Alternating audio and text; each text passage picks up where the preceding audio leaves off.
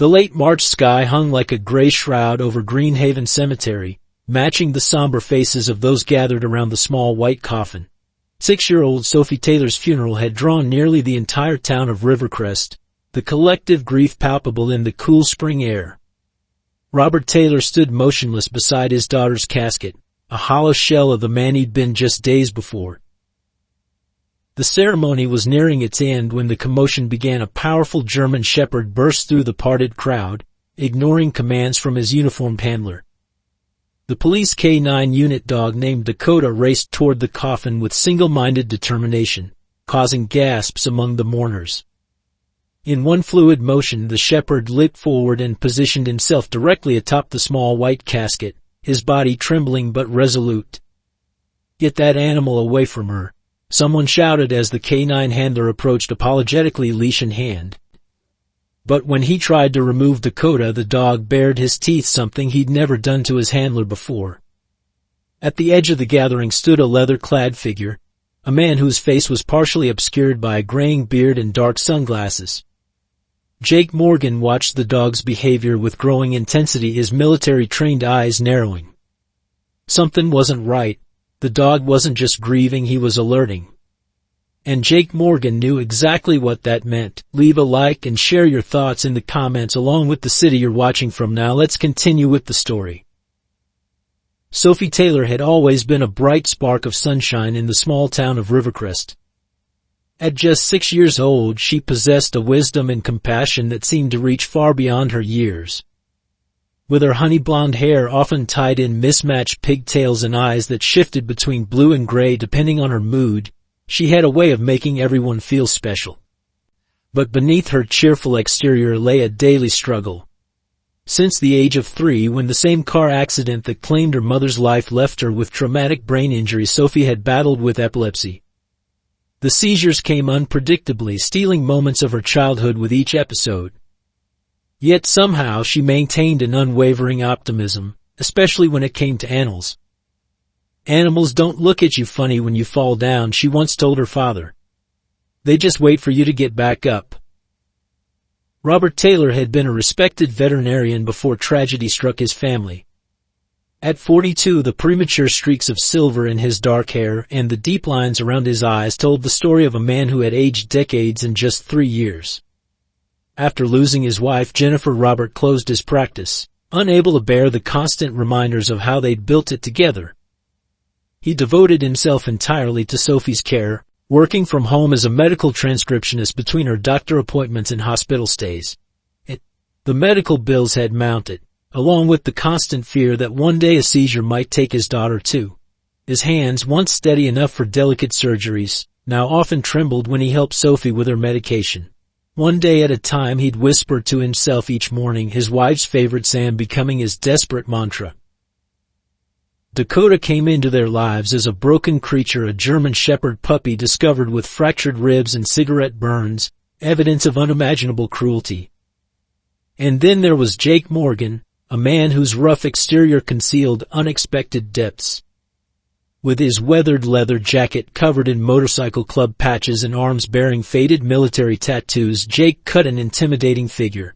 Few in Rivercrest knew that the gruff biker was actually Jennifer Taylor's estranged brother, a former Army combat medic, whose path to self-destruction after service had cost him his family connections. Even fewer knew about the incident that sent him to prison, assaulting Dr. Mark Peterson after the physician refused emergency treatment to a child from the wrong side of town. The day that changed everything dawned crisp and clear, exactly 3 years after Jennifer Taylor's death. Robert had been dreading the anniversary for weeks, watching Sophie grow quieter as the date approached. The ritual they'd established involved visiting Jennifer's favorite hiking trail in the Appalachian foothills, where wildflowers painted the landscape in her favorite colors. This year Sophie had insisted on bringing a small bouquet of hand-picked dandelions because they're strong enough to grow anywhere, just like Mommy said I am. They parked at the familiar trailhead, Robert checking Sophie's medical bag, twice extra medication, emergency contact information, their specialized cushioned helmet for unexpected falls. The path wound gently upward through oak and hickory trees just beginning to unfurl their spring leaves. Sophie skipped ahead occasionally, never quite out of Robert's watchful sight. They reached the outlook point where Jennifer had once loved to photograph sunsets, and Robert helped Sophie arrange her dandelions in a small cairn of stones. "Daddy, did you hear that?" Sophie suddenly asked, her head tilting to one side. Robert shook his head, hearing only the rustle of leaves and distant birdsong. But Sophie was already moving, drawn towards something only she could perceive. Robert followed anxiously, calling for her to slow down. When he caught up, he found his daughter kneeling beside a fallen log, speaking in the gentle voice she reserved for frightened creatures. "It's okay," she was whispering, "we won't hurt you." At first Robert saw nothing. Then a slight movement revealed the source of Sophie's concern, a German Shepherd puppy, no more than 3 months old, wedged beneath the rotting wood. The animal's fur was matted with mud and blood, one hind leg twisted at an unnatural angle. Most disturbing were the circular burns visible, where fur had been seared away from skin, deliberate, cruel marks that made Robert's stomach turn. "Daddy, he's hurt bad," Sophie said, tears welling in her eyes. "Like I was after the accident. We have to help him." Robert's veterinary instincts took over. He carefully assessed the puppy, male, severely dehydrated, multiple injuries but miraculously still alive. Using his jacket to create a makeshift carrier, he gently wrapped the trembling animal. The dog didn't struggle or bite, instead fixing Sophie with an intense gaze that seemed to hold recognition. "He knows we're helping him," Sophie said with absolute certainty. "I'm going to name him Dakota. It means friend in Native American." "Actually, sweetheart, it's a bit more complicated than that," Robert began, then stopped himself. "Dakota is perfect." The closest animal hospital was closed for renovation, so Robert drove instead to Blue Ridge Animal Sanctuary. He donated his veterinary equipment there after closing his practice, and knew the director, Dr. Sarah Williams, would help without question. The sanctuary sat nestled against the foothills, its sprawling property hosting everything from abandoned farm animals to injured wildlife. Sarah met them at the entrance, her experienced eyes quickly assessing the situation. "Bring him straight back," she directed, leading them through the main building to a well-equipped examination room that Robert recognized it contained many of his former instruments. Multiple fractures, dehydration, malnourishment, and these burns. Sarah's voice hardened as she gently examined Dakota. "Someone did this deliberately. We'll need to report it." While Sarah prepared for x-rays, Sophie sat beside the examination table, talking softly to Dakota despite Robert's concerns about hygiene and potential aggression. The puppy's eyes never left the little girl, and when Sarah attempted to separate them for the procedure, Dakota whimpered until Sophie was allowed to remain in sight. "I've never seen anything quite like this bond, especially with a dog that's been abused," Sarah remarked. "They usually don't trust humans at all after what he's been through." The rehabilitation process would be lengthy. Dakota required surgery for his broken leg, antibiotics for infection, and specialized care for the burn wounds. When Sarah gently suggested they consider leaving the puppy at the sanctuary, Sophie became uncharacteristically stubborn. "He needs me," she insisted, small hands clenched into determined fists. "And I need him too." Robert recognized the expression on his daughter's face. It was Jennifer's look, the one that had always signaled an immovable decision. He arranged to cover Dakota's medical expenses in installments and committed to bringing Sophie for daily visits during the puppy's recovery. Those visits quickly became the highlight of Sophie's life.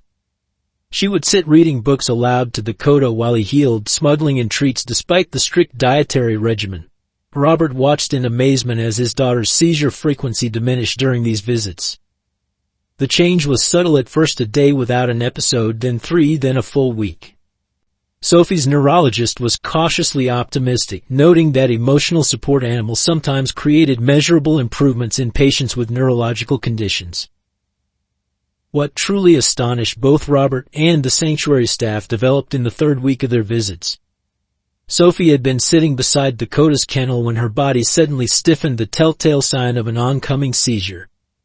Before Robert could reach her, Dakota was already responding, despite his healing leg. The puppy pressed against the kennel door until it opened, then positioned himself against Sophie, barking sharply until Robert arrived. The seizure that followed was milder than usual and Sophie recovered more quickly. "That dog knew before any of us," Sarah said afterward, reviewing the sanctuary security footage. "Look at the timestamp. He started acting differently almost 2 minutes before her clinical symptoms appeared." Further observation confirmed it wasn't coincidence. Dakota displayed consistent alerting behaviors before Sophie's seizures: restlessness, specific vocalizations, written physical positioning that allowed Sophie to safely lie down before the seizure struck. Without formal training, Dakota had become something precious, an early warning system that gave Sophie precious minutes to prepare. "There are specialized programs for epilepsy service dogs," Sarah explained to Robert one evening. "But they cost upwards of $20,000, with waiting lists of several years. What you found here is extraordinary." As Dakota healed physically, his bond with Sophie deepened into something that transcended typical human-animal relationships. The abused puppy, who should have feared humans, instead developed an uncanny attunement to Sophie's medical needs. For her part, Sophie blossomed in her role as Dakota's protector, her confidence growing as she helped with his physical therapy exercises. "He was broken and now he's getting better," she told her father seriously. "Just like me." Robert watched them together, recognizing something he couldn't quite articulate, a connection that seemed fated rather than accidental. When Dakota was finally cleared for adoption, the decision was already made. The German Shepherd puppy who had survived deliberate cruelty would go home with the little girl who had survived devastating loss. Neither of them was whole, but together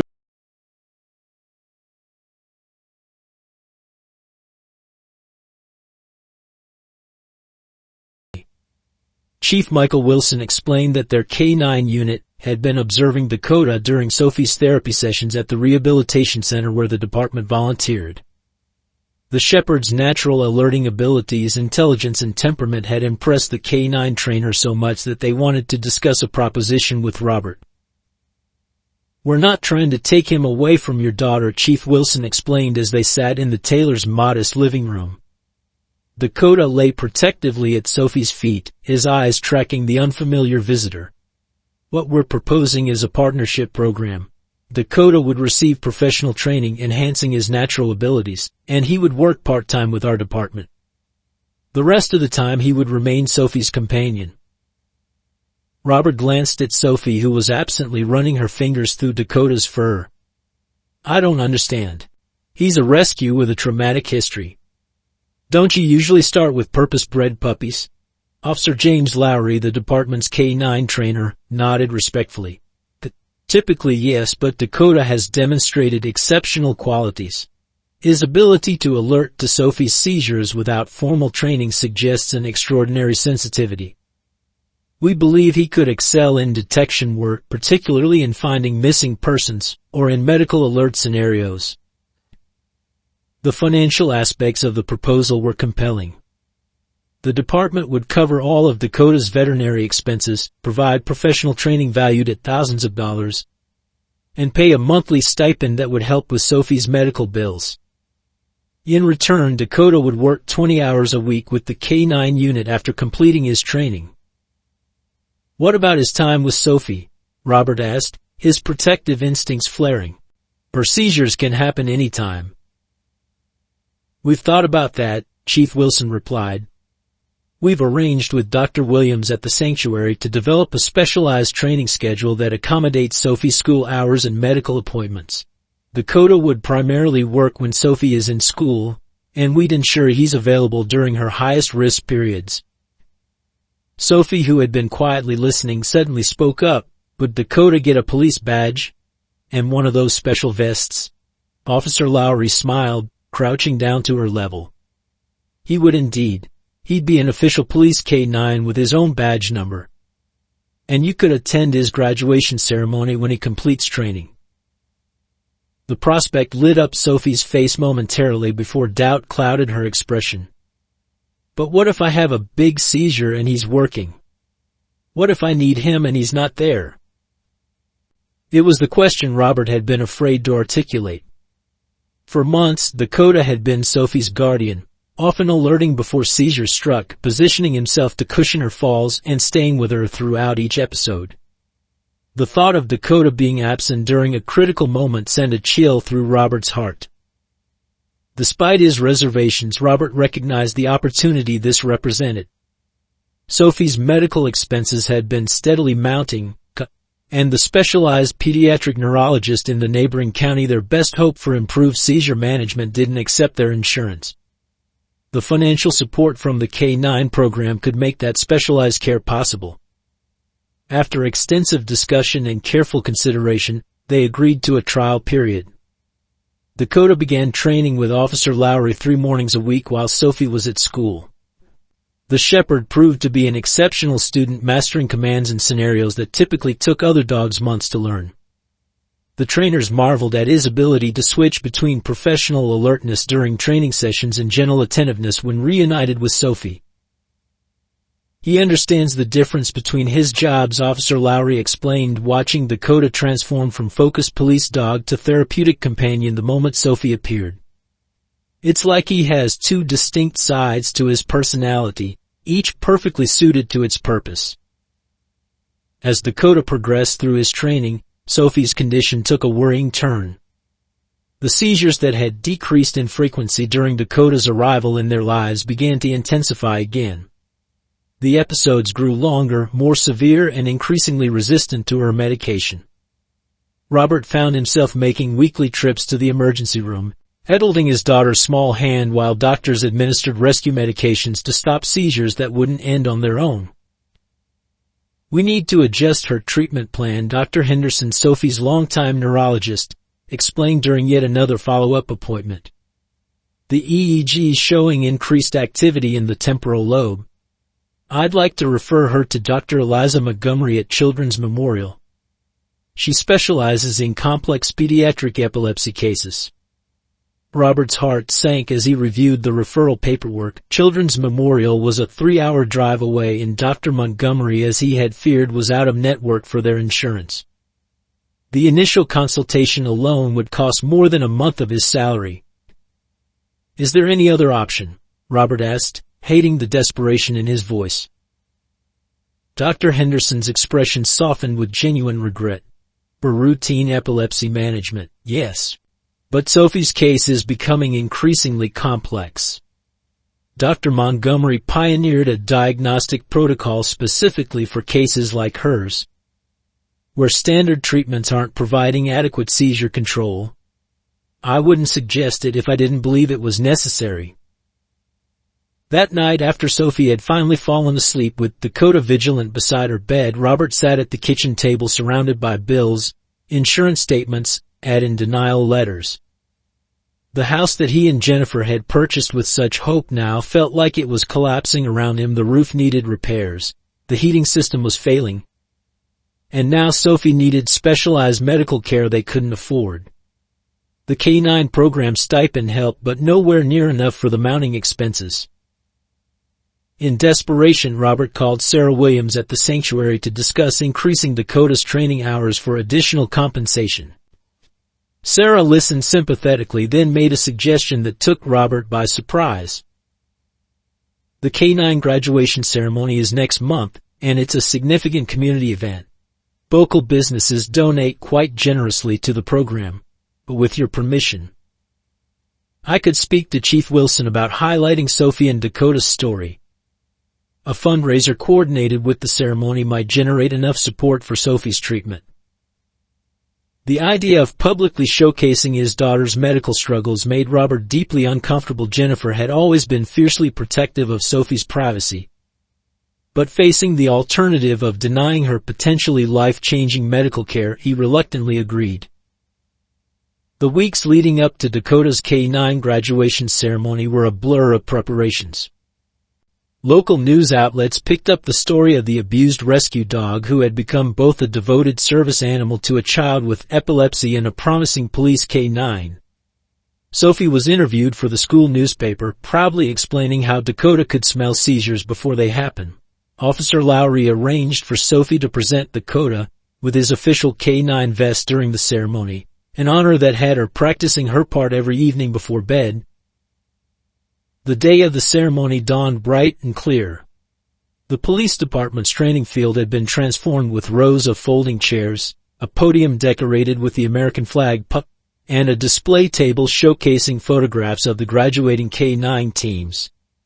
Sophie wore her favorite blue dress with butterflies embroidered along the hem, her hair carefully braided by Mrs. Chen from next door. Dakota had been professionally groomed, his coat gleaming in the morning sunlight as Officer Lowry put him through final practice runs. The ceremony began with the chief's welcome address, followed by a demonstration of each graduating dog's specialized skills. When Dakota's turn came, he performed flawlessly, locating the hidden training items and responding to Officer Lowry's commands with precision that drew appreciative applause from the audience. Robert sat in the front row beside Sophie, his chest tight with conflicting emotions, pride in Dakota's achievements and anxiety about the fundraising appeal that would follow. As Dakota's demonstration concluded, Officer Lowry called Sophie to the presentation area. She walked forward carefully, carrying the specially sized K9 vest with Dakota embroidered alongside the police insignia. The audience fell silent as the small girl solemnly presented the vest to Officer Lowry, who helped her place it on Dakota. The shepherd stood perfectly still, his posture somehow conveying dignity despite the flashing cameras and murmuring crowd. And now Officer Lowry announced Dakota would like to demonstrate his most important skill, the one that inspired our department to welcome him into our K9 program. This was the moment they had planned. Dakota would perform a seizure alert demonstration with a training volunteer, showcasing the ability that made him exceptional. But as Sophie turned to walk back to her seat, Dakota suddenly stiffened, his attention locked onto her with an intensity that Robert recognized immediately. "Sophie," Robert called out, already rising from his chair, but it was too late. In front of hundreds of witnesses, Sophie's body went rigid, her eyes rolling back as she collapsed onto the grassy field. Dakota broke formation before anyone could react, positioning himself beneath Sophie's falling body and barking the specific alert he had developed for her most severe seizures. The demonstration had become horrifyingly real. What followed was a blur of activity, Officer Lowry radioing for the paramedic station nearby as a precaution, Robert administering Sophie's emergency medication with shaking hands, Dakota refusing to leave her side even as medical personnel arrived. The seizure didn't respond to the initial rescue medication, continuing with an intensity that left Sophie's lips tinged blue. "We need to transport now," the lead paramedic decided, efficiently transferring Sophie to a stretcher. "Rivercrest General is 7 minutes out." As they loaded Sophie into the ambulance, Dakota attempted to follow, straining against Officer Lowry's grip. The shepherd's distress was palpable, his alert barks continuing even as the ambulance doors closed. In that moment, Robert made a split-second decision. "Let him come," he told Officer Lowry, already climbing into the ambulance. "She needs him."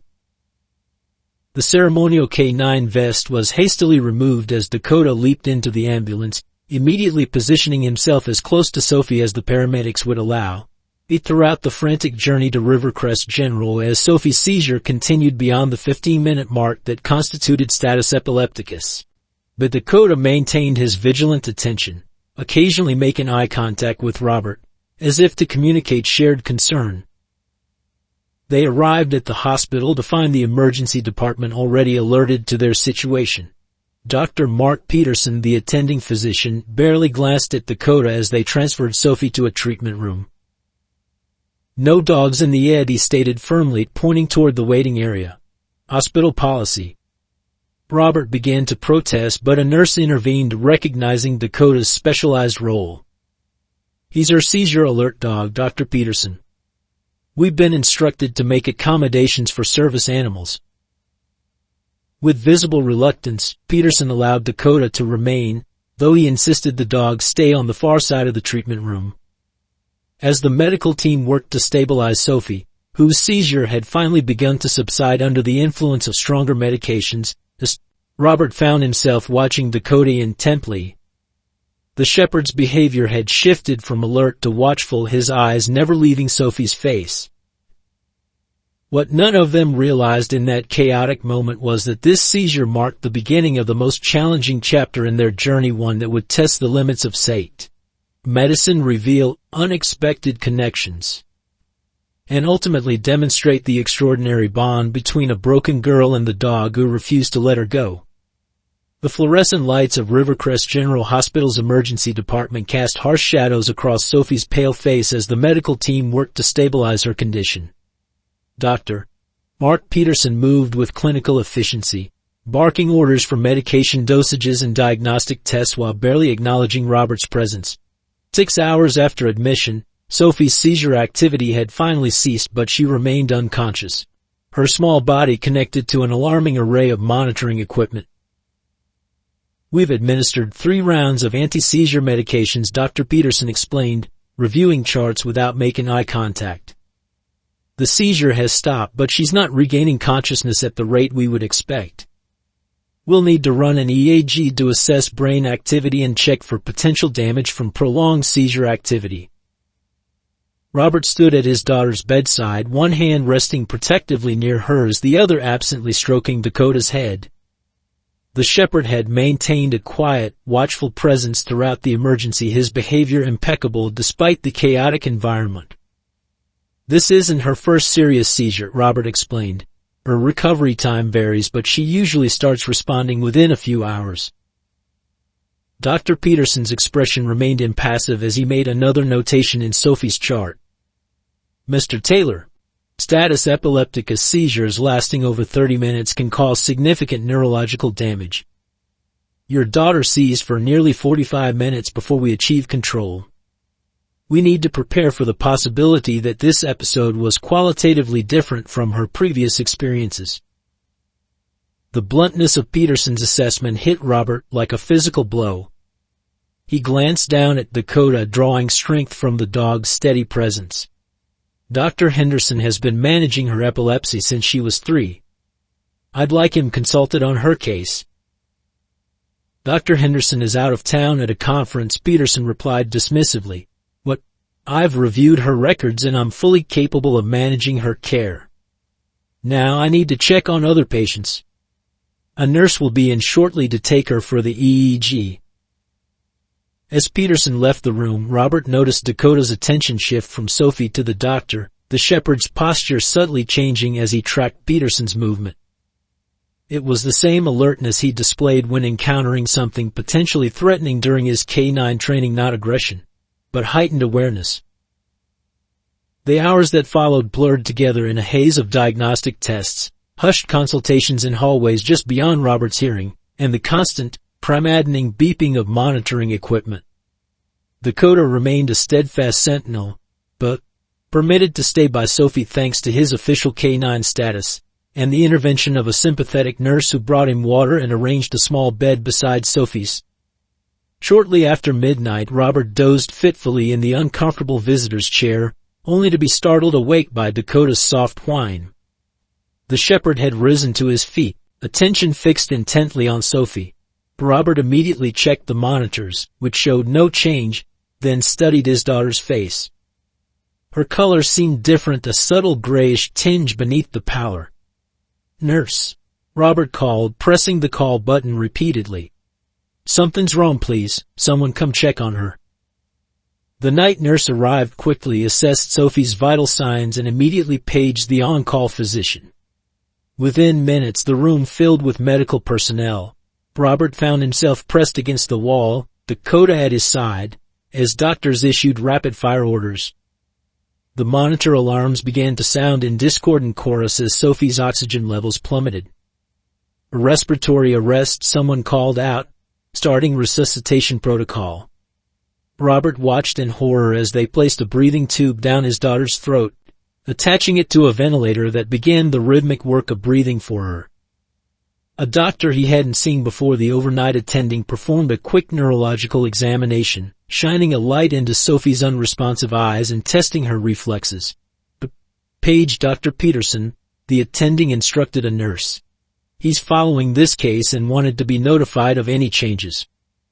20 agonizing minutes later, Peterson arrived, his scrubs looking freshly changed despite the late hour. He reviewed the new test results with the attending physician in low voices before approaching Robert. "Mr. Taylor, your daughter's condition has deteriorated significantly," Peterson stated. "The EEG shows minimal brain activity and she's now requiring ventilator support.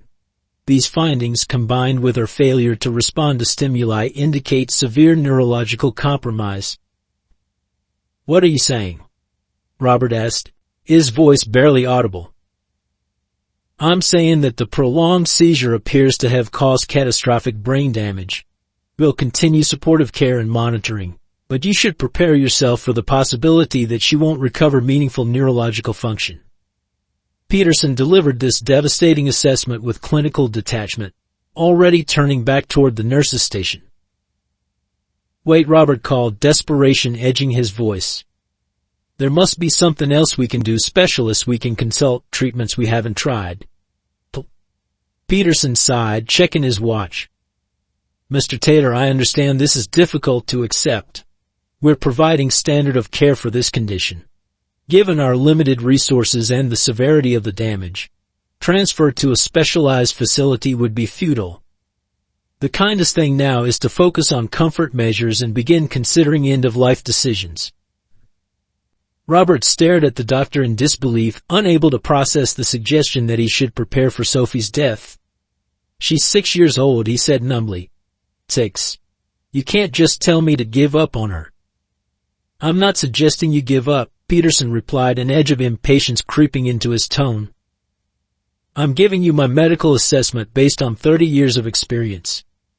Your daughter has suffered catastrophic neurological injury. Modern medicine has its limitations." Throughout this exchange, Dakota had grown increasingly agitated, pacing between Sophie's bed and the door, whining softly in a pattern that Robert recognized from the dog's seizure alerts. Observing this behavior, Robert felt a surge of resolve cut through his shock. "I want a second opinion," he stated firmly. "And I want her transferred to Children's Memorial to Dr. Montgomery's service. She specializes in complex pediatric epilepsy cases." Peterson's expression hardened. "Mr. Taylor, that's not a reasonable request. First, Children's Memorial is nearly 3 hours away. Your daughter is not stable enough for transfer. Second, their specialized services would be wasted on a case with such a poor prognosis. Third, as I understand it, your insurance doesn't cover treatment there."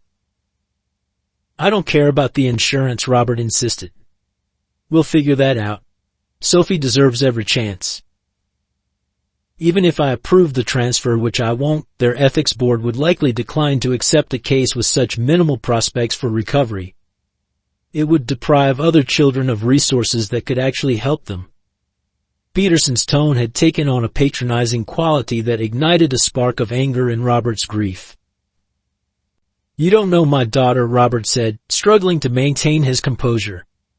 "She's overcome every obstacle thrown at her since the accident. She deserves more than being written off after one examination." Peterson checked his watch again, making no effort to hide his impatience. "I'll order another EEG for morning, but I don't expect the results to change. Try to get some rest, Mr. Taylor. The nurse can provide you with a cot." After Peterson left, Robert sank back into the visitor's chair, overwhelmed by helplessness. Dakota approached, resting his head on Robert's knee in a gesture of solidarity. The shepherd's eyes held a depth of understanding that broke through Robert's composure, and he finally allowed himself to weep, one hand clutching Sophie's limp fingers, the other buried in Dakota's fur. By morning, Sophie's condition remained unchanged. The follow-up EEG confirmed Peterson's assessment: minimal brain activity, insufficient to maintain basic functions without support. As the day progressed, various medical personnel came and went, their expressions shifting from professional concern to barely concealed pity when they thought Robert wasn't watching. Around noon, Officer Lowry arrived, bringing fresh clothes for Robert and food for Dakota. The K-9 trainer took in Sophie's condition with quiet gravity, settling a supportive hand on Robert's shoulder. "The whole department's pulling for her," Lowry said simply. Chief Wilson's asking if there's anything we can do fundraising for specialists, arranging transportation, whatever you need. Robert explained Peterson's refusal to consider transfer and his dismissal of further treatment options. As he spoke, he noticed Lowry's expression change, a flash of recognition crossing his features at Peterson's name. Peterson, Lowry repeated thoughtfully. Tall guy, about 60, kinda silver-haired. Always looks like he's smelling something bad. Robert nodded, surprised by the accurate description. Thought so, Lowry continued, his voice lowered. There's history there. About 5 years back, Jake Morgan, you know. That biker who runs the Veterans Outreach Program. He assaulted Peterson in the hospital parking lot. Got 18 months for it. Story around town was that Peterson had turned away a kid from the trailer park who needed emergency care insurance issues or something. The kid ended up with permanent complications. Jake lost it when he found out. The information settled uncomfortably in Robert's mind, adding another dimension to Peterson's dismissive attitude. Before he could respond, the door opened again to admit a young neurologist who introduced herself as Dr. Amara Singh, explaining she was consulting on Sophie's case at the request of the hospital administration. Dr. Singh reviewed Sophie's tests and examined her thoroughly, paying careful attention to pupillary responses and subtle reflex reactions that Peterson had seemed to overlook. Throughout her examination, Dakota watched intently, his behavior markedly different than during Peterson's visits, calmer, less agitated. Mr. Taylor, Dr. Singh said finally, I'd like to order additional testing, a more comprehensive EEG with provocation protocols and specific autonomic response measurements. Dr. Peterson's assessment focuses on cortical activity. But there are deeper brain functions we should evaluate before making definitive prognoses. For the first time in 24 hours, Robert felt a faint glimmer of hope.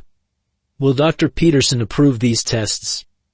He seemed convinced that further intervention would be futile. Dr. Singh's expression remained professionally neutral, but her eyes conveyed understanding. As consulting neurologist, I can order these tests independently. I've already discussed it with the chief of medicine. The additional testing consumed most of the afternoon. Robert remained by Sophie's side, drawing strength from Dakota's unwavering presence and Officer Lowry's quiet support. As evening approached, Dr. Singh returned, her expression gray but not hopeless. The additional tests show something interesting, she explained, displaying complex readouts on her tablet.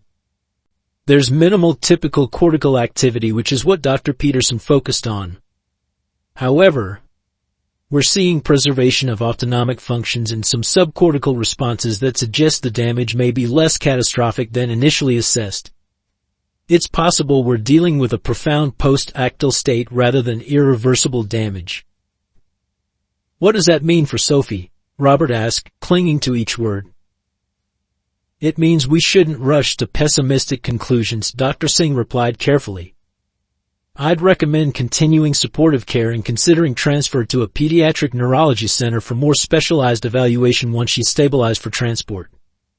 Dr. Montgomery at Children's Memorial would be ideal, given her expertise in complex epilepsy syndromes. Hope flickered briefly before reality intervened. Dr. Peterson said she wasn't stable enough for transfer and insurance won't cover treatment at Children's Memorial. Dr. Singh seemed to choose her next words with precision.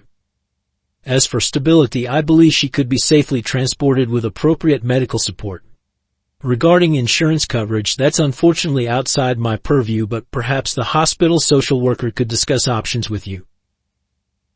Their conversation was interrupted when Dr. Peterson entered, clearly displeased to find Dr. Singh present.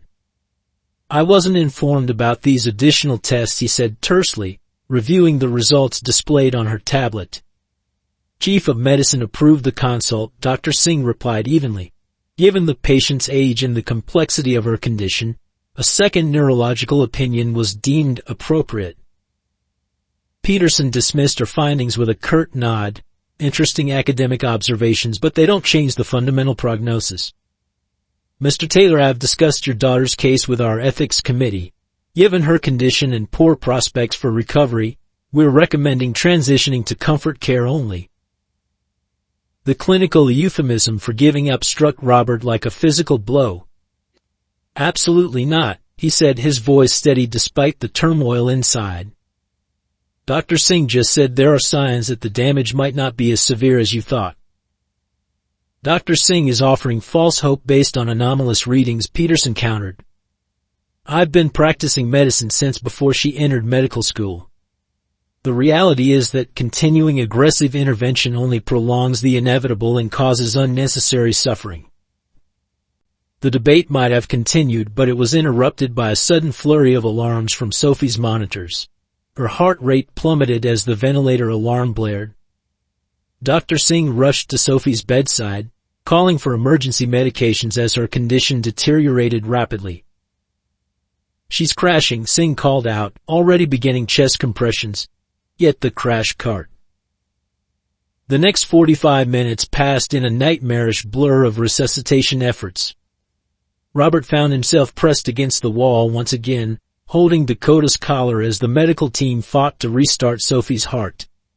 When they finally stepped back, expressions grim, Dr. Peterson turned to face Robert. "I'm of death, 7:42 p.m., he stated, making a notation in Sophie's chart with finality. "I'm very sorry, Mr. Taylor, we did everything possible, but her injuries were too severe." Robert stared in disbelief, unable to process the words as Dr. Singh checked Sophie's pupils one final time and quietly confirmed Peterson's pronouncement. Dakota, who had remained unnaturally still throughout the crisis, suddenly began to whine, not the alert pattern Robert had come to recognize, but a low, mournful sound that broke something essential inside him. "Would you like some time with her?" a nurse asked gently, already beginning to disconnect the monitoring equipment. "We can remove the breathing tube and make her comfortable for you to say goodbye." Robert nodded numbly, watching as they transformed his vibrant, resilient daughter into a two-still form beneath hospital blankets. When they had finished, he approached her bedside, Dakota following silently at his heels. He reached for Sophie's hand, still warm but terrifyingly motionless, and realized with crushing finality that the unthinkable had happened. Despite every promise he had made to protect her since Jennifer's death, Sophie was gone. 3 days later, the community of Rivercrest gathered at Greenhaven Cemetery to say their final goodbyes to Sophie Taylor. The March morning had dawned overcast but dry, the muted sunlight filtering through clouds that matched the somber mood of the assembled mourners. Greenhaven occupied a gentle hillside overlooking the town, its carefully maintained grounds dotted with mature oak trees that had witnessed generations of grief and remembrance.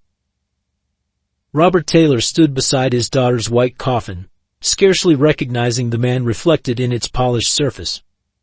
The past 72 hours had passed in a haze of paperwork, phone calls and arrangements, all conducted with the mechanical precision of someone moving through a nightmare. The funeral home director had been kind but efficient, guiding Robert through decisions no parent should ever have to make: the smallest casket in their catalog, the selection of a burial plot near Jennifer's grave, the wording for an obituary that attempted to encapsulate a 6-year-old's unfinished life. Pastor Williams from the community church approached the podium set up beside the gravesite, his well-worn Bible open in his weathered hands. The elderly minister had baptized Sophie as an infant and had been a steady presence through Jennifer's funeral 3 years earlier. Now he surveyed the gathered mourners, nearly 200 strong, many carrying small stuffed animals or colorful pinwheels that Sophie had loved, and began the service with a gentle prayer for comfort. "Friends, neighbors, family," Pastor Williams began, his voice carrying across the hushed gathering, "we come together today bearing a burden that feels too heavy to carry: the loss of a child. Sophie Elizabeth Taylor brightened our community for 6 short years with her courage, her kindness, and her extraordinary spirit." As the pastor continued, Robert remained motionless, his gaze fixed on the small white coffin adorned with a spray of wildflowers collected from the hiking trail where they had found Dakota. The dog had not been permitted to attend the service. The funeral director had gently but firmly explained their policy against animals at graveside ceremonies. Dakota remained at the police K-9 facility under Officer Lowry's watchful care, the shepherd reportedly refusing food since Sophie's death. At this time, Pastor Williams announced Sophie's father would like to share some words of remembrance. Robert moved to the podium like a man walking underwater, every step requiring conscious effort. He unfolded the paper where he had attempted to distill his daughter's essence into words, then set it aside unused. "My daughter," he began, his voice barely audible before gaining strength, "loved to collect stones. Not valuable ones, just ordinary pebbles that caught her attention. She'd find one on a walk or at the playground and bring it home, insisting it was special. Her room has jars full of these treasures, rocks that most of us would step over without noticing." He paused, drawing a steadying breath. "After her mother died, Sophie told me something I'll never forget. She said, 'Daddy, people are like my rocks. They all have something special, but sometimes you have to look really carefully to see it.' At 6 years old, she understood something many adults never learn, that value isn't always obvious, that everyone deserves a second look." Throughout the cemetery, quiet weeping could be heard as Robert continued. She saw the special something in Dakota when he was broken and abandoned. She saw it in her classmates who others overlooked. And she saw it in me, even when grief made me a shadow of the father she deserved. His voice threatened to break, but he pressed on. Sophie fought against limitations from the day she was born. Her epilepsy never defined her, it was just a part of her story, not the whole book. She faced every challenge with a courage that humbled me daily. The world is dimmer without her light. But I know she would want us to keep looking for the special something in others, to keep collecting those overlooked treasures that make life meaningful.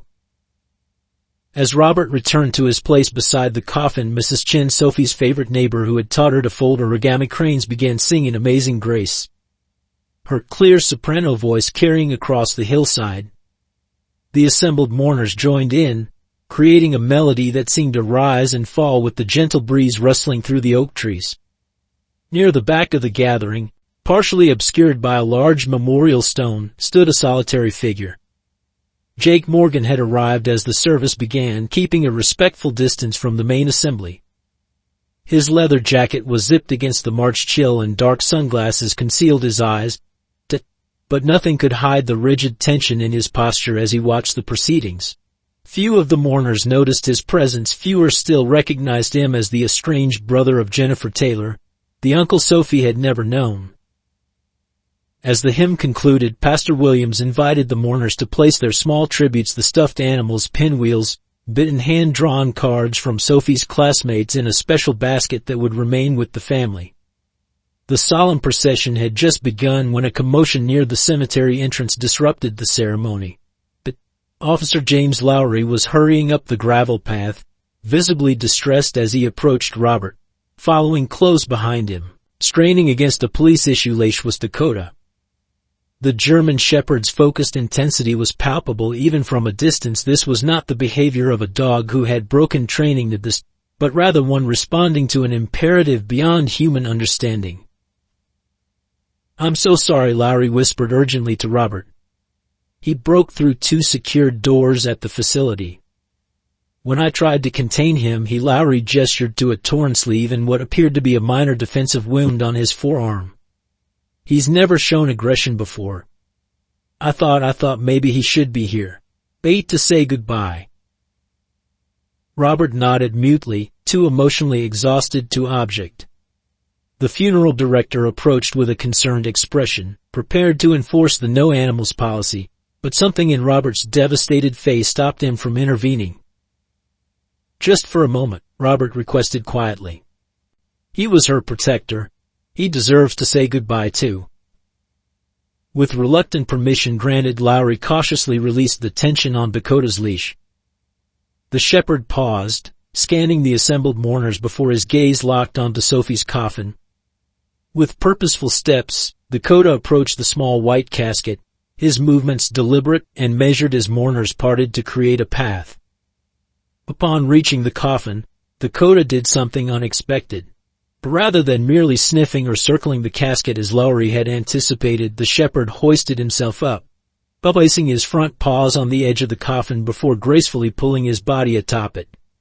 There he settled, sphinx-like, his intelligent eyes scanning the shocked faces of the mourners before coming to rest on Robert with an intensity that seemed to communicate across the species barrier. "Sir," the funeral director began, moving forward with obvious discomfort, "I'm afraid we can't allow." "Wait," Robert interrupted, something in Dakota's behavior capturing his full attention. This wasn't grief as he had expected, the mournful whining, or restless circling the dog had exhibited at the hospital. Dakota's posture was alert, his ears forward, body tense with the same vigilant attention he displayed when monitoring Sophie for seizure activity. From his position near the back of the gathering, Jake Morgan removed his sunglasses, his experienced eyes narrowing as he observed the German Shepherd's behavior. 20 years as a combat medic had taught him to recognize patterns that others missed. And something about Dakota's posture triggered a professional memory he couldn't immediately place. "He's not grieving," Jake murmured to himself, drawing a curious glance from a nearby mourner. "That's an alert posture." The funeral director was growing increasingly distressed, gesturing for Officer Lowry to remove the dog. "Mr. Taylor, please, this is highly irregular. We need to proceed with the service." Robert barely heard him, transfixed by Dakota's behavior. The shepherd had begun making a soft, rhythmic whining sound, not the mournful keening of grief, but the distinct pattern Robert had come to associate with Sophie's seizure alerts. "He's alerting," Robert whispered, a terrible, impossible hope beginning to form. "Why would he alert if—" His words were cut short as Dakota suddenly barked sharply, the specific vocalization he used only for Sophie's most severe seizures. The one that meant immediate intervention was necessary. The sound echoed across the hillside cemetery, startling a flock of mourning doves from a nearby oak tree. "Get that animal under control," the funeral director demanded, his professional composure finally cracking. "This is completely inappropriate." Officer Lowry moved forward to retrieve Dakota, but the shepherd growled low in his throat, a warning that stopped the canine officer in his tracks.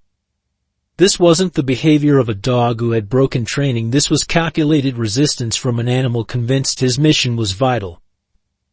"Something's wrong," Lowry said quietly to Robert. "I've never seen him act like this, not even during the most intensive protection training." At the back of the gathering, Jake Morgan was moving forward, his mind finally connecting Dakota's behavior to memories from his military service.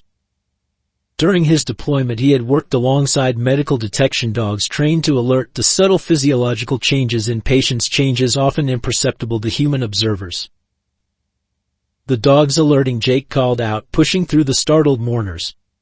"Someone needs to check." "Sir, please return to your place," the funeral director interrupted, gesturing for cemetery staff to intervene. "We're in the middle of a service." Jake ignored him, continuing his approach until he stood before Robert. Up close, the family resemblance was unmistakable, the same determined set of the jaw that Jennifer had possessed, the same intensity in his eyes. "You don't know me," Jake began, his gruff voice softened with urgency, "but I was a combat medic. That dog is displaying the same alerting behavior as our medical detection canines. He's not grieving, he's trying to tell us something." Robert stared at the stranger, desperate hope battling with protective anger. "My daughter is gone," he said, each word painful. "The doctors confirmed it." "What are you suggesting?" Dakota barked again, more insistently, his eyes never leaving Robert's face. "I'm suggesting," Jake replied steadily, "that dogs can detect physiological changes we can't perceive. In Afghanistan, we had a retriever who could alert to subtle breathing changes in comatose patients when all our equipment showed no signs of life." The funeral director stepped between them, professional patience exhausted. "Gentlemen, I must insist that we proceed with the service. This is neither the time nor place for—" "Open the coffin," Jake interrupted, his voice carrying across the now silent gathering. A collective gasp rose from the mourners, followed by murmurs of shock and disapproval. Pastor Williams moved forward, his expression concerned but kind.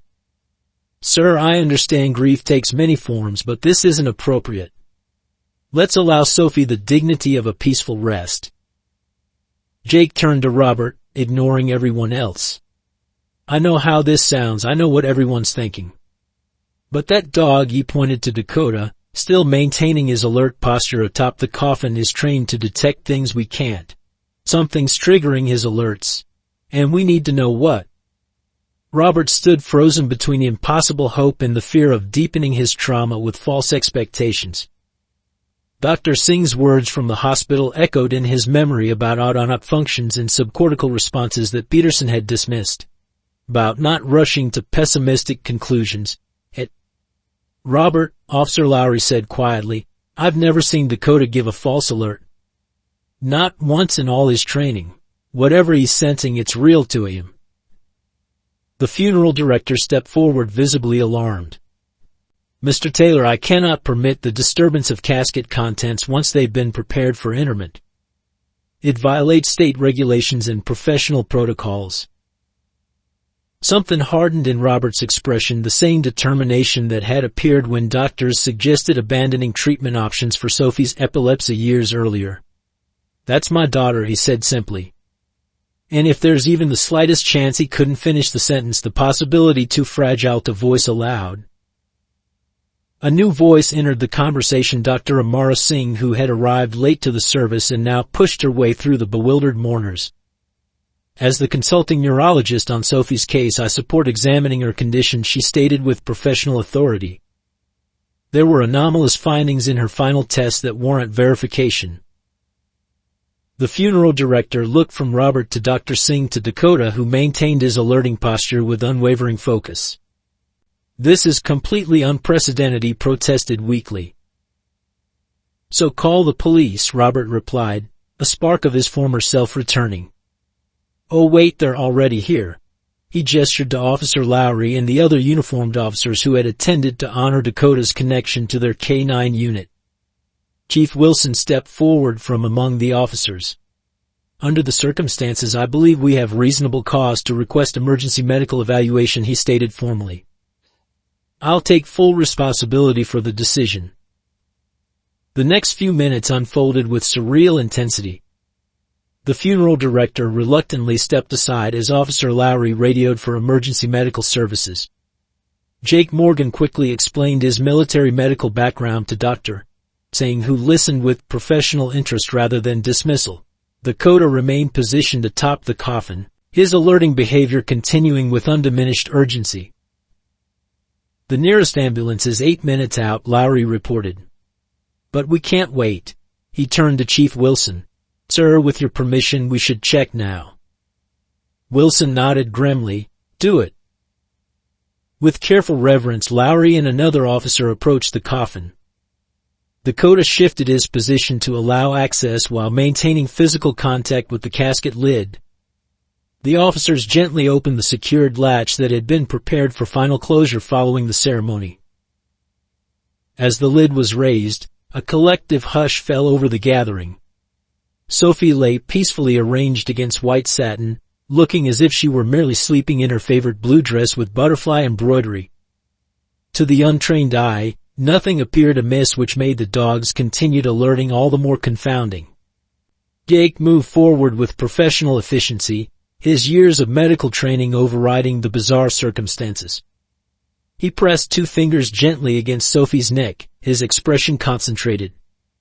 For several heartbeats no one spoke, the entire assembly holding their collective breath. When Jake looked up, his face had transformed. "I'm detecting a pulse," he announced, his voice steady despite the extraordinary claim. "It's faint and slow, maybe 10 or 12 beats per minute, but it's there." Dr. Singh immediately joined him, confirming his finding with her own examination before quickly checking Sophie's pupils with a small penlight from her purse. "Minimal pupillary response, but present," she reported. "This is consistent with profound cataleptic state, not death." Robert swayed on his feet, overwhelmed by emotions too complex to name. "She's alive," he whispered, afraid to believe it. "But the hospital, the death certificate." "Catalepsy is extremely rare but documented," Dr. Singh explained rapidly, already initiating basic life support measures. Vital signs can be suppressed to levels undetectable by standard hospital monitoring. Without specialized tests, it can be mistaken for death. Dakota had jumped down from the coffin, positioning himself at Sophie's side with the focused attention he displayed during her seizures. The shepherd's behavior now made perfect sense. He hadn't been grieving, no. He had been alerting to subtle physiological signs that human senses and standard medical equipment had missed. In the distance, sirens announced the approaching ambulance. Chief Wilson was already coordinating with dispatch, explaining the unprecedented situation and requesting immediate helicopter transport to Children's Memorial Hospital. The funeral gathering had transformed into an emergency medical scene, mourners stepping back to create space while remaining rooted in place, unwilling to leave until they knew Sophie's fate. Through it all, Jake Morgan remained beside Sophie, monitoring her faint vital signs with the practiced calm of a combat medic accustomed to extraordinary circumstances. When he finally looked up at Robert, the family resemblance was unmistakable, the same determination, but the same unwillingness to surrender to conventional wisdom when instinct suggested another path. "You're Jennifer's brother," Robert said quietly, recognition dawning through his emotional turmoil. Jake nodded once, his focus returning immediately to Sophie. "We'll have time for that later. Right now your daughter needs advanced medical care immediately. The cataleptic state has likely protected her brain from oxygen deprivation, but we need to get her to specialists." As the paramedics arrived and began transferring Sophie to emergency transport, Dakota remained vigilant, refusing to leave her side even as they loaded her into the ambulance. Officer Lowry didn't attempt to restrain him this time. "He goes with her," Robert insisted, and no one argued. Standing on the hillside as the ambulance departed with lights flashing and siren wailing, the assembled mourners remained motionless, trying to process the extraordinary event they had witnessed. Funeral had become rescue, grief had transformed to tentative hope, and the community's understanding of death itself had been profoundly challenged. Pastor Williams finally broke the stunned silence, his weathered face reflecting a mixture of shock and wonder. "In all my years," he said quietly, "I've never seen anything like this. I believe we've just witnessed something truly extraordinary, not just a medical anomaly but a testament to the bond between a child and her protector. Perhaps," he added thoughtfully, "we should transform this gathering from a funeral into a prayer circle for Sophie's recovery." As the mourners reorganized around this new purpose, Jake Morgan found himself approached by Chief Wilson, whose expression reflected professional concern rather than judgment. "You're aware there's a warrant out for your arrest," Wilson said quietly, stating rather than asking. "Parole violation from the Peterson incident." Jake nodded once, no regret in his expression. "I know, but I couldn't stay away from my niece's funeral." Wilson studied him for a long moment before responding. "Well, I seem to have misplaced my handcuffs today. Strange coincidence. And I expect the paperwork processing your arrest might take unusually long, perhaps long enough for a judge to consider the circumstances of your violation." He glanced toward the departing ambulance. "You should go to the hospital. Your family needs you." As Wilson walked away, Jake stood motionless on the hillside, watching the ambulance disappear around a bend in the road. After 15 years of self-imposed exile from his family, after prison and regret and purposelessness, a German shepherd's inexplicable devotion had created the possibility of redemption, not just for Sophie but perhaps for him as well. The somber procession of emergency vehicles wound its way through Rivercrest's narrow streets, sirens piercing the peaceful afternoon as townspeople stopped to stare. Inside the lead ambulance, paramedics worked feverishly to stabilize Sophie Taylor's fragile vital signs while Robert knelt beside the gurney, one hand holding his daughter's motionless fingers, the other resting on Dakota's head. The German shepherd remained unnaturally still, eyes fixed on Sophie's face with unwavering vigilance. The BP's dropping again, one paramedic called to her partner. Oxygen saturation at 83%. Robert watched helplessly as they adjusted equipment and administered medications, medical terminology washing over him in an incomprehensible wave. Dr. Singh, who had accompanied them from the cemetery, monitored Sophie's pupillary responses with clinical focus. Her condition is deteriorating, Singh explained quietly to Robert. The cataleptic state likely preserved brain function initially, but she's been without proper medical support for nearly 3 days. We need to get her to advanced care immediately. The ambulance radio crackled with updates. The emergency helicopter was delayed by mechanical issues and the backup air transport was 20 minutes out at minimum. Sophie didn't have 20 minutes. Children's Memorial is sending their specialized transport team. The dispatcher's voice announced through static, but estimated arrival is 35 minutes. Dr. Singh's expression tightened. She needs comprehensive life support now. Rivercrest General is our only immediate option. Robert's grip on Dakota's fur tightened involuntarily. Not there, he said, his voice raw. Not with Peterson, he's the one who pronounced her dead without proper testing. Mr. Taylor, Singh countered gently, I understand your concern, but your daughter's condition is critical. Rivercrest has equipment we need to stabilize her for transport. We don't have time for alternatives.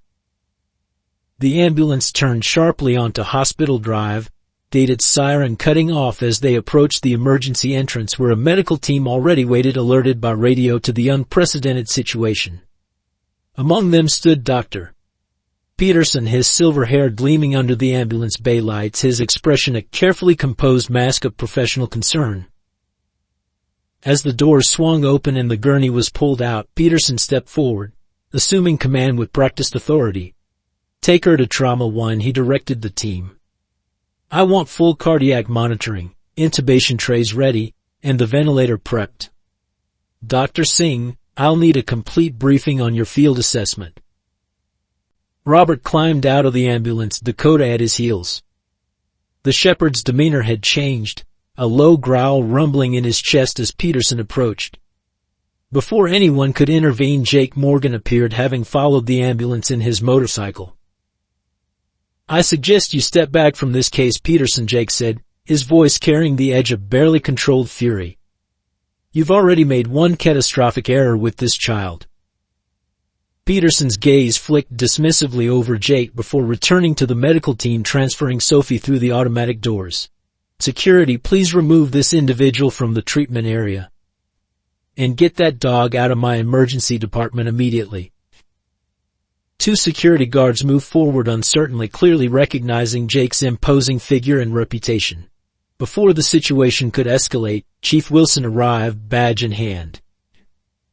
Dr. Peterson, Wilson said evenly, given the extraordinary circumstances, I'm requesting that Dr. Singh maintain primary responsibility for Sophie Taylor's care, with consultation from the pediatric specialist en route from Children's Memorial. Peterson's expression hardened. This is my emergency department, Chief Wilson. I appreciate your concern, but medical decisions remain under physician authority, not law enforcement. Actually, interjected a new voice, in cases of potential medical negligence, administrative oversight can establish alternative care protocols. All heads turned to see Dr. Eleanor Winters, Rivercrest General's chief of medicine, striding purposefully through the automatic doors. In her late 60s, with steel gray hair and wire-rimmed glasses, Winters carried the gravitas of 4 decades in medicine. Dr. Peterson, she continued crisply, please provide Dr. Singh with all necessary resources, then report to my office immediately. Dr. Singh will coordinate with the Children's Memorial team until their arrival. Peterson's face flushed with barely suppressed anger. With all due respect, Dr. Winters, I've been managing this department for 15 years. This situation is being driven by emotional reactions rather than medical evidence. The evidence, Winters replied coolly, is currently being rushed to Trauma 1 with vital signs that contradict your signed death certificate. I believe that warrants administrative review at minimum. She turned to Robert. Mr. Taylor, please proceed to the family waiting area. Dr. Singh will provide updates as they become available. As Peterson stalked away and the medical team disappeared with Sophie into the treatment area, Robert found himself guided to a small, private waiting room adjacent to the emergency department. Dakota remained pressed against his leg, the shepherd's alerting behavior finally subsiding as Sophie received proper medical attention. Jake Morgan hesitated at the waiting room doorway, clearly uncertain of his place in this family crisis. Robert looked up, really seeing his brother-in-law for the first time. "You should stay," he said simply. Jake nodded once, taking a seat on the opposite side of the small room, his weathered hands clasped between his knees. The silence between them stretched, filled with unspoken history and shared concern for Sophie. "Jennifer tried to find you," Robert finally said. "After Sophie was born, she wanted you to meet your niece." Jake's gaze remained fixed on the floor. "I was in no shape to meet anyone back then. Especially not a baby." He paused, choosing his words carefully. "When I got back from my last deployment, I wasn't right. Couldn't sleep, couldn't stop seeing things. The VA diagnosed PTSD, prescribed pills that made everything worse. Jennifer deserved better than watching her brother self-destruct." Robert absorbed this, connecting puzzle pieces of family history Jennifer had shared in fragments over the years. The incident with Peterson, that wasn't just random. "No," Jake's jaw tightened. "I was at the VA outpatient clinic when a woman rushed in with her son, maybe 5 years old, high fever, struggling to breathe. Peterson was covering the emergency intake that day. He turned them away, said they needed to go to the county facility across town because their insurance wouldn't cover treatment at Rivercrest. I tried to intervene. Explained the kid needed immediate care. Peterson had security remove me from the building." He paused, shame evident in his expression. "I followed him to the parking lot. Lost control. By the time they pulled me off him, I'd broken his nose and 2 ribs. The kid ended up with permanent lung damage from delayed treatment of bacterial pneumonia." Before Robert could respond, the waiting room door opened to admit Dr. Singh, her expression grave as she took a seat across from them. "Sophie's condition is critical but stabilized," she explained. "We've initiated comprehensive life support and corrective measures for the metabolic imbalances resulting from prolonged catalepsy. The specialized pediatric transport team from Children's Memorial will arrive within 15 minutes to continue her care during transfer." "Will she recover?" Robert asked, the question barely audible. Dr. Singh's professional composure softened with compassion. "Mr. Taylor, I need to be completely honest with you. While Sophie's brain was partially protected by the cataleptic state, she has sustained significant damage from oxygen deprivation. The extent won't be fully clear until comprehensive neurological assessment at Children's Memorial. But you should prepare for the possibility of severe impairment." The word struck Robert with physical force. After the miracle of discovering Sophie alive, after the rush of desperate hope, reality crashed down with crushing weight. His daughter might survive, but as a shadow of the vibrant child she had been. "What does that mean exactly?" he managed to ask. "It means," Dr. Singh explained gently, "that while her basic life functions might be preserved, higher cognitive function, speech, movement, memory, learning may be severely compromised. But some patients in similar situations require lifetime supportive care." Dakota whined softly, sensing Robert's distress. The shepherd pressed closer, offering wordless comfort, as he had so many times before. "There are also significant legal and ethical questions arising from this situation," Dr. Singh continued carefully. The erroneous death certificate, the decisions leading to premature funeral arrangements, these constitute major departures from standard medical protocols. Jake's expression darkened. "Negligence, you mean? Or worse?" Dr. Singh neither confirmed nor denied this characterization. "The hospital administration is already initiating a comprehensive review. In the meantime, our priority remains Sophie's care and successful transfer to Children's Memorial." As if summoned by her words, the door opened again to admit a nurse. "The pediatric transport team has arrived. They're preparing for immediate transfer."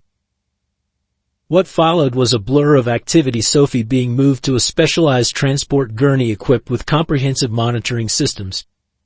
The Children's Memorial team conferring with Dr. Singh about medication dosages and ventilator settings, paperwork being completed for emergency transfer of care. Throughout the controlled chaos, Dakota remained a steady presence beside Robert, occasionally glancing toward the treatment room where Sophie lay. When the moment came to move Sophie to the waiting helicopter, Robert found himself walked through protocols by a compassionate but firm transport nurse. "I'm afraid animals cannot accompany patients during air medical transport," she explained, eyeing Dakota. "It's a strict safety protocol." Robert looked down at the shepherd who had saved his daughter's life, who had recognized what advanced medical equipment and experienced physicians had missed. The thought of separating them seemed fundamentally wrong. "He's a trained K-9 officer and medical alert dog," Robert argued, a desperate edge to his voice. "He detected her condition when everyone else failed." "I understand, Mr. Taylor," the nurse replied with genuine sympathy, "but helicopter protocols don't allow exceptions even for service animals. The cabin space is extremely limited, and every pound affects flight dynamics." Chief Wilson, who had been coordinating with hospital security throughout the crisis, stepped forward. "I can arrange police escort for you and Dakota to Children's Memorial. You'll be less than 30 minutes behind the helicopter." As the medical team prepared to wheel Sophie toward the helipad, Dakota suddenly strained against Robert's grip on his collar, whining urgently. The sound was familiar, the specific alert pattern that preceded Sophie's most severe seizures. "Wait," Robert called out, causing the medical team to pause. "Dakota's alerting, something's wrong." Dr. Singh immediately returned to Sophie's side, checking monitors and vital signs. "Her oxygen saturation is dropping," she announced, urgency replacing her calm demeanor. "We need to adjust ventilator settings before transport." The specialized pediatric team moved with practiced efficiency, making rapid adjustments to equipment and administering medication through Sophie's IV line. Throughout their intervention, Dakota maintained his alert posture, only relaxing when the monitors showed improvement in Sophie's condition. "Your dog just prevented a potential crisis during transport," the Children's Memorial physician acknowledged, genuine respect in his voice. "That's remarkable." As they prepared once again to move Sophie, the devastating reality of the situation settled over Robert like a physical weight. His daughter had been incorrectly declared dead. She had been prepared for burial while still alive. And now, even if she survived, she faced potential lifelong disability due to medical negligence. The miracle of finding her alive now gave weight to the tragedy of what had been lost, what might have been prevented with proper care. As the transport team wheeled Sophie toward the waiting helicopter, Robert felt Jake's hand on his shoulder, a silent acknowledgement of shared grief and the long, uncertain road ahead. The pediatric intensive care unit at Children's Memorial Hospital operated with a quiet efficiency that belied the critical nature of its work. 3 days had passed since Sophie's dramatic rescue and emergency transfer. Robert Taylor had barely left his daughter's bedside, sleeping in the uncomfortable recliner provided for parents, eating only when the compassionate nursing staff insisted. Dakota had been granted unprecedented access to the hospital through a specially arranged exception, the hospital administration recognizing both his role in saving Sophie's life and his continued ability to alert to subtle changes in her condition before monitoring equipment detected problems. Dr. Eliza Montgomery, director of the Pediatric Neurology Department, and the specialist they had originally sought before Sophie's crisis, had taken personal charge of her case. In her early 50s, with prematurely silver hair and kind eyes behind stylish glasses, Montgomery projected the rare combination of clinical brilliance and genuine compassion that characterized the truly exceptional physician. "Mr. Taylor," she began, settling into a chair beside Robert during her morning rounds, "I'd like to discuss Sophie's comprehensive assessment results with you. We've completed extensive neurological testing, including specialized EDE monitoring and functional response evaluations." Robert straightened, bracing himself for what he assumed would be confirmation of the worst-case scenario Dr. Singh had outlined. Jake Morgan, who had become a fixture in the waiting room despite the awkwardness of his situation with law enforcement, stood in the doorway at Robert's request. "Sophie's condition is highly unusual," Dr. Montgomery continued, opening the thick file containing test results. The cataleptic state she experienced is extremely rare, particularly in children. In reviewing her medical history, I believe this may be connected to her underlying epilepsy condition rather than being solely a result of the prolonged seizure, as was initially assumed. She turned several pages of technical data before continuing. What's most remarkable is the pattern of neurological activity we're observing. While certain regions show significant compromise from oxygen deprivation, others demonstrate remarkable preservation of function. In particular, the areas responsible for basic consciousness, sensory processing, and emotional recognition appear largely intact. Robert leaned forward, afraid to hope. What exactly does that mean for her recovery? It means, Montgomery replied carefully, that Sophie's prognosis is significantly better than initially estimated.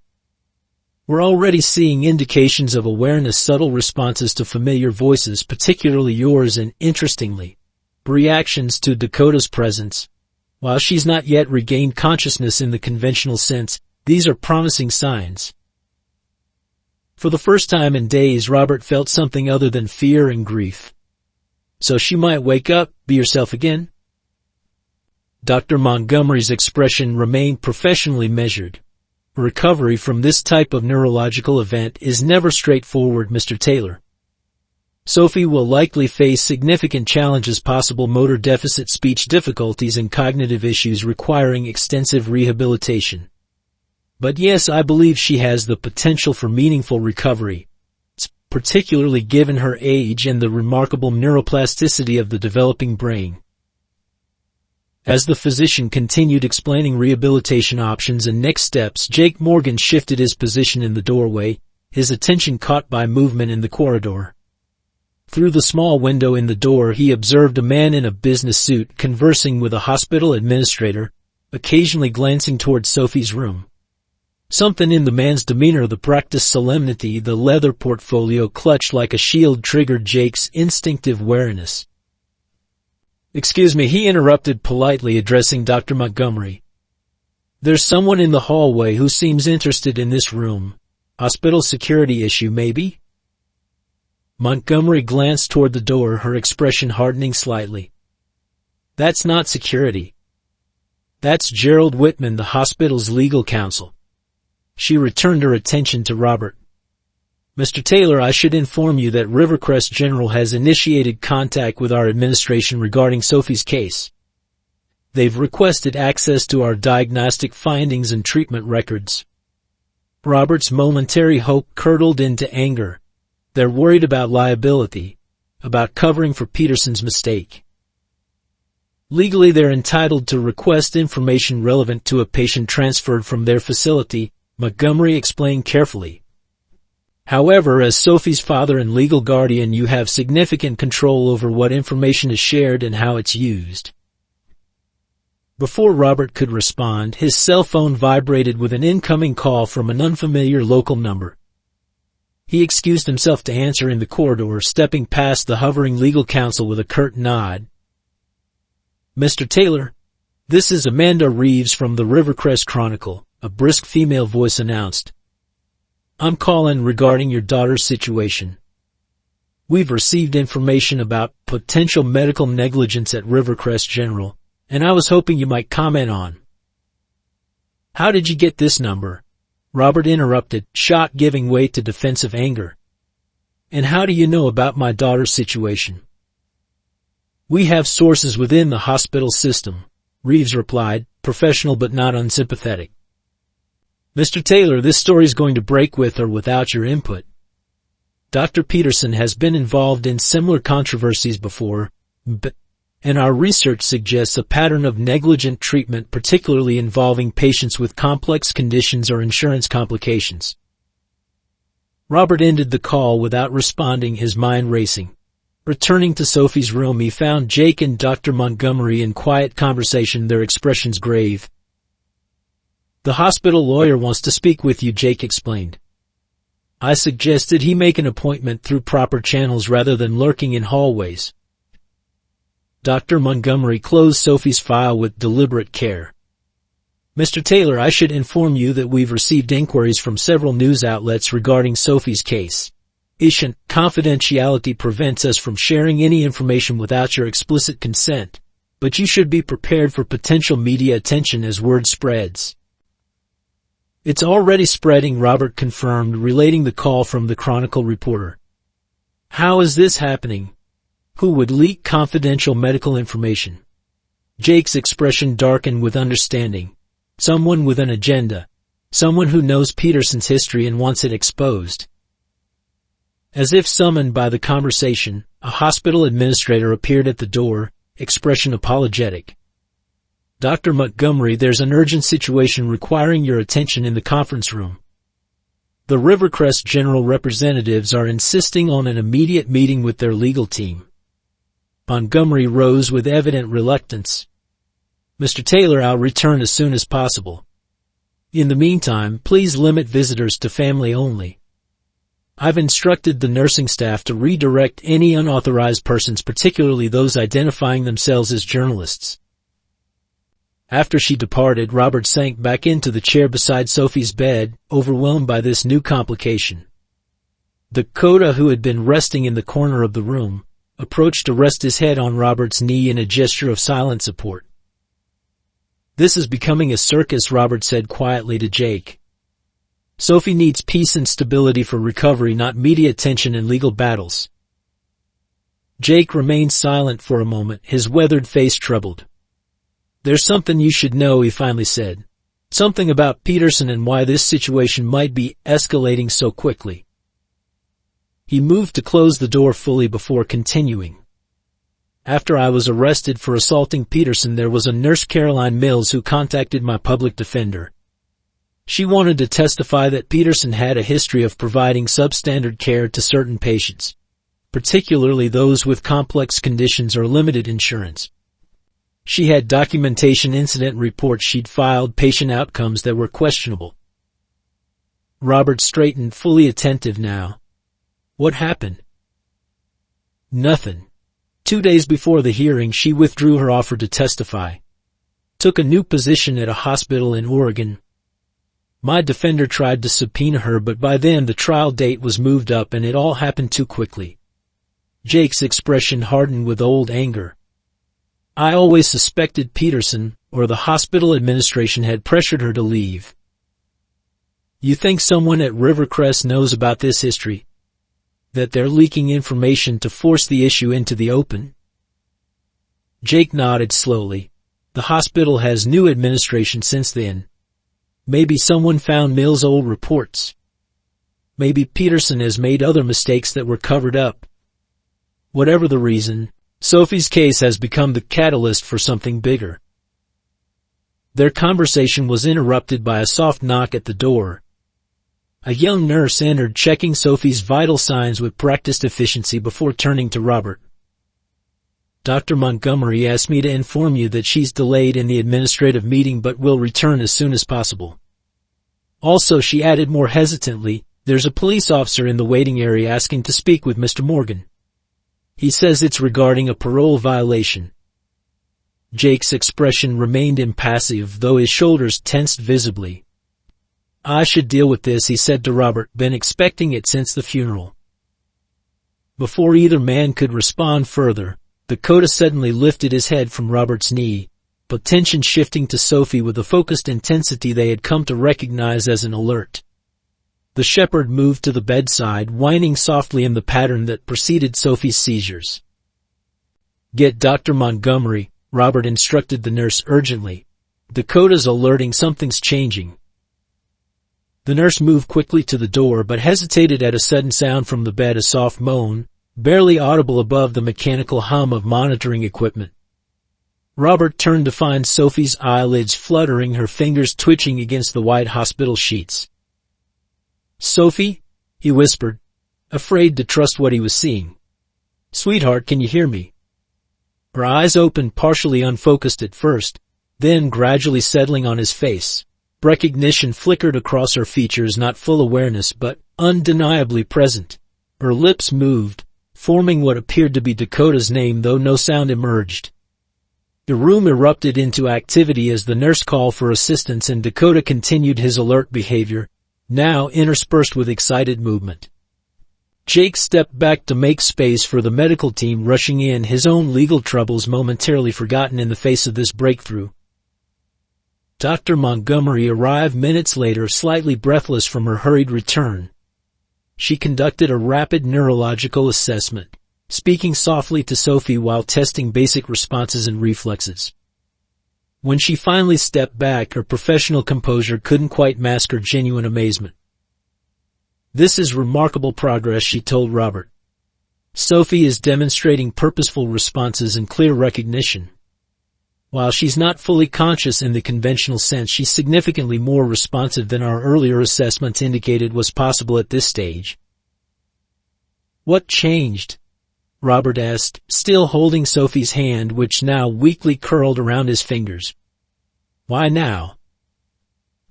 Montgomery glanced at Dakota, who had settled into a vigilant but calmer posture beside the bed.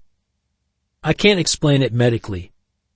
The brain's recovery processes aren't linear or fully predictable, particularly in cases as unusual as Sophie's. But I've learned over my career not to discount factors outside our current scientific understanding, including the profound impact of emotional connections and sensory recognition." As the medical team continued their assessment, Jake quietly stepped into the corridor to confront his legal situation. He found Officer Miller, a junior member of the Rivercrest Police Department, looking distinctly uncomfortable with his assignment. "Chief Wilson sent me," Miller explained in a low voice. "He wanted you to know that Judge Gardner has reviewed your case given the unusual circumstances. She's ordered a temporary stay on the parole violation warrant, pending review of new evidence regarding your intervention at the funeral." Jake's expression revealed nothing, though tension visibly drained from his posture. "Evidence? Video from multiple sources showing your medically appropriate actions that saved a child's life," Miller replied with the hint of a smile. "Chief said to tell you the legal wheels turn slowly but sometimes in the right direction." As Miller departed, Jake returned to find the room transformed.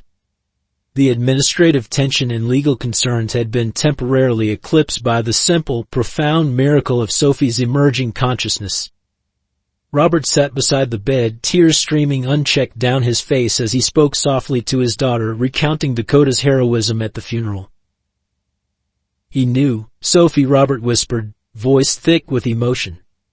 "When everyone else thought you were gone, Dakota knew you were still here. He wouldn't leave you." Sophie's fingers twitched in response, her gaze shifting slowly from her father to the German shepherd watching her with intense focus. Her lips moved again, and though no sound emerged, the shape was unmistakable: "Good boy." In that moment, as medical staff documented vital signs and neurological responses, as legal questions loomed unanswered in administrative offices, as media representatives gathered in the hospital lobby seeking confirmation of extraordinary rumors, one truth became crystalline in its clarity. The bond between this child and her canine protector had transcended medical understanding, institutional protocols, and even the presumed boundary between life and death itself. The seasons turned as Sophie Taylor's recovery progressed, spring blossoms giving way to summer heat, then the rich colors of autumn in the Appalachian foothills. The journey was neither swift nor straightforward, marked by setbacks and breakthroughs that tested the resilience of everyone involved. Throughout it all, Dakota remained a constant presence, his alerting abilities becoming an integral part of Sophie's medical care protocol. 6 months after what the townspeople of Rivercrest had come to call the miracle at Greenhaven, Sophie sat in her wheelchair on the back deck of the Taylor home, but bundled against November's chill as she worked through speech therapy exercises with painstaking determination. Her progress had defied the initial conservative prognoses. While she still struggled with fine motor coordination and complex speech, her cognitive functions had largely returned, kept preserved by what Dr. Montgomery described as a perfect neurological storm of protective factors. "That's excellent, Sophie," encouraged Melissa Chin, the speech therapist who visited 3 times weekly. "Let's try that sentence more." Dakota saved me, Sophie formed carefully, each word requiring conscious effort but emerging with growing clarity. He knew I was still here. Dakota, resting beside the wheelchair in his working vest, raised his head at the sound of his name, ever attentive to Sophie's needs. The shepherd had adapted seamlessly to his dual role, continuing limited K-9 duties with the Rivercrest Police Department while serving as Sophie's full-time medical alert pump companion. The arrangement had become a model program, with Chief Wilson showcasing it to other departments across the state as an example of innovative service animal deployment. Inside the house, Robert Taylor sat at the kitchen table with Jake Morgan and Sarah Williams from the Animal Sanctuary, reviewing documents spread before them. The legal and medical aftermath of Sophie's case had unfolded dramatically over the preceding months, culminating in today's development. The settlement agreement includes a non-disclosure clause regarding the specific terms the Taylor family's attorney had explained earlier that morning. However, it provides comprehensive coverage for all of Sophie's past and future medical expenses, rehabilitation costs, and educational accommodations through college age. Additionally, Rivercrest General has agreed to implement significant protocol changes for patients with complex neurological conditions. What the attorney didn't need to explain was that the hospital's eagerness to settle stemmed directly from the extensive investigation triggered by Sophie's case. Dr. Peterson had been placed on administrative leave pending review, which revealed a troubling pattern of rushed diagnosis and substandard care for patients with complicated conditions. Caroline Mills, the nurse who had attempted to report these issues years earlier, had provided sworn testimony from her new position in Oregon, vindicated at last by the institutional changes now being implemented. The paperwork for the foundation is almost complete, Sarah explained, organizing a folder of legal documents. Once the 501c3 status is approved, Sophie's Angels can begin formal operations. We already have commitments from 3 regional hospitals to participate in the Medical Alert Dog Training Program. The foundation had been Robert's idea, born during long nights at Sophie's hospital bedside. Sophie's Angels would train rescue dogs as medical alert companions for children with neurological conditions, while also providing education to medical facilities about incorporating service animals into treatment protocols. The settlement funds had provided initial financing, with ongoing support pledged by several pharmaceutical companies eager for the positive publicity. The training facility renovations at the sanctuary are ahead of schedule, Sarah continued. We should be able to begin the pilot program with the first group of dogs and families by February. Jake nodded, making notes on his tablet. After months of legal uncertainty, Judge Gardner had officially dismissed the parole violation charges against him, citing extraordinary public service and heroic intervention. Now employed as the Foundation's operations director, Jake had found purpose in combining his medical background with newly discovered skills in program development and advocacy. Chief Wilson called this morning, he mentioned, scrolling through his notes. Where? The department's approved Dakota's reduced schedule, 20 hours monthly rather than weekly, primarily for community outreach and special events. That leaves him available for the demonstration components of our training program. Their conversation paused as the back door opened, admitting Sophie in her wheelchair, pushed by Melissa. Dakota followed attentively, his alert posture relaxed but vigilant. She did wonderfully today, Melissa reported, gathering her materials. Speech clarity is improving consistently and sense complexity is increasing. The neuroplasticity we're observing is remarkable, exactly what Dr. Montgomery predicted given Sophie's age and the specialized rehabilitation protocols. After Melissa's departure, the family settled in the living room, where adaptations had been made for Sophie's ongoing recovery needs. The space reflected their new reality, medical equipment discreetly integrated alongside family photographs, therapy schedules posted next to Sophie's artwork, come to Dakota's specialized equipment stored in a custom cabinet. I have something for you, Sophie, Robert said, retrieving a small box from his desk. It arrived this morning. Sophie opened the package carefully, her movements deliberate but increasingly coordinated after months of occupational therapy. Inside lay a custom-made medallion attached to a blue ribbon, engraved with Dakota's name and the words "Extraordinary Service Beyond Duty." "The governor is presenting it officially at next month's ceremony," Robert explained. "But they sent this replica for you to keep." Sophie smiled, the expression coming more naturally now than the labored attempts of early recovery. "Dakota deserves it," she said carefully. "You didn't give up."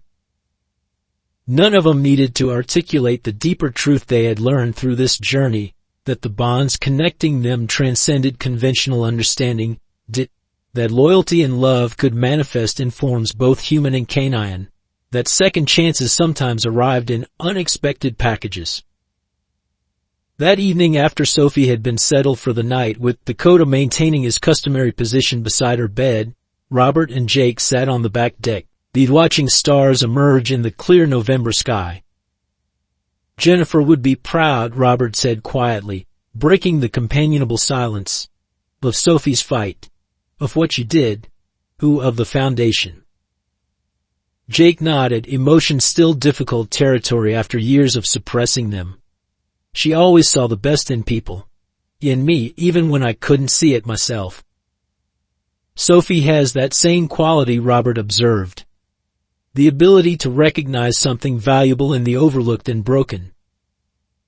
They both knew he was referring to more than just Dakota, to Jake's own journey from estranged brother-in-law to essential family member, to Robert's transformation from grieving widower to passionate advocate, to the community that had rallied around them in ways neither could have anticipated.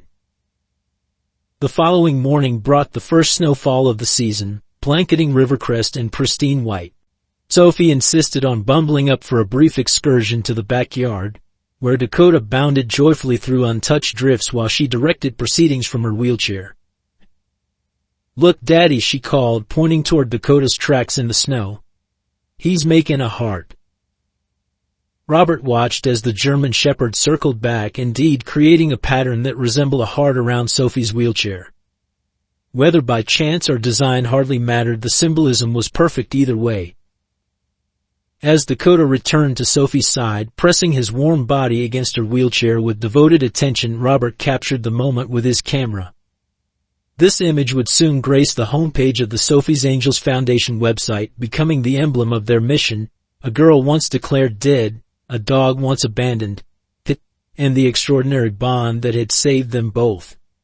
In the story that would spread far beyond Rivercrest, inspiring similar programs across the country and eventually around the world, the most powerful element wasn't the medical miracle or the dramatic rescue. It was the simple, profound truth that Dakota had recognized: when all human expertise had failed, sometimes the faintest heartbeat is strong enough to sustain the greatest love. In a world that often dismisses the wisdom of age and the intuition that comes from years of experience, Sophie's story reminds us that sometimes the deepest truths aren't visible to sophisticated equipment or medical degrees. Dakota, a creature many would overlook, recognized what highly trained professionals couldn't. Just as this loyal shepherd refused to abandon Sophie, we too must honor the unspoken bonds that sustain us through our darkest hours. As we navigate our golden years, we understand something profound about loyalty and persistence that younger generations are still learning.